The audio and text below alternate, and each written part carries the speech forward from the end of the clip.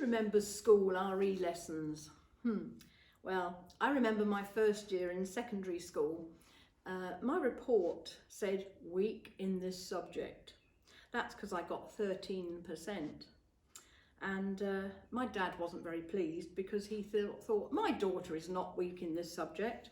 At the time I was really enjoying myself at church and was very involved and became a committed Christian about that time.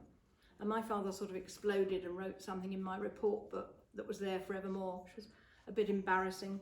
But you see, the thing is, the teacher was a little bit boring, and the subject that he was choosing for that year was the background to the Bible. So that's very logical, but I didn't really find it very interesting. Oh, the stonemasons did this and the geography was that. So I just wasn't really very interested. But one day, the teacher happened to read out Matthew chapter 5 verse 16 about light, and he related it to some incident in the war, I think, about a lighthouse. I can't really remember, but I just remember him reading this verse out for some reason. Let your light so shine before men that they may see your good works and glorify your Father in heaven. I don't know about you, but I don't always feel my light is shining very brightly. Sometimes I've had a down day or just, not feeling brilliant. And amazingly, I go down to the shop and some situation happens and I find I'm shining for Jesus, quite out of the blue, on a really, a day when I was not expecting to have it in me to do that. But in 2 Corinthians 12:9, it says, God's strength is shown in our weakness. And I think that's often the case. God doesn't expect us to be bouncing around with a grin from here to here the whole time, but he will give us opportunities to shine for him. My stepmother, she suffered lifelong bouts of anxiety and depression, but God used her. In fact, a neighbour that came in once said, "Oh, I can feel a peace in this house." Well, I laughed because if she'd come in 5 minutes earlier, she'd have probably heard my dad having a temper tantrum or something.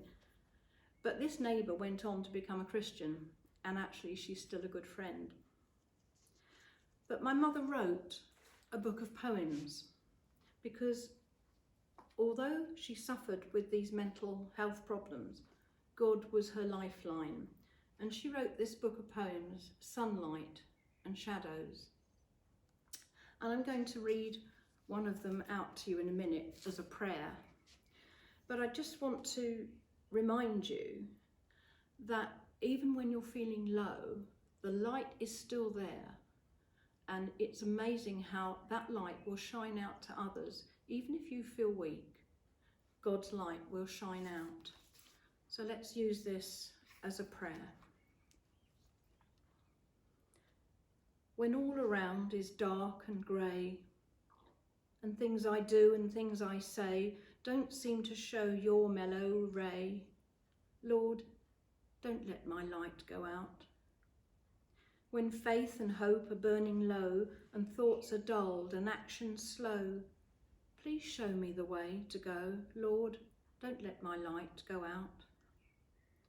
When troubles come and mists abound, just lift me up to higher ground, to where your brightness can be found. Lord, don't let my light go out.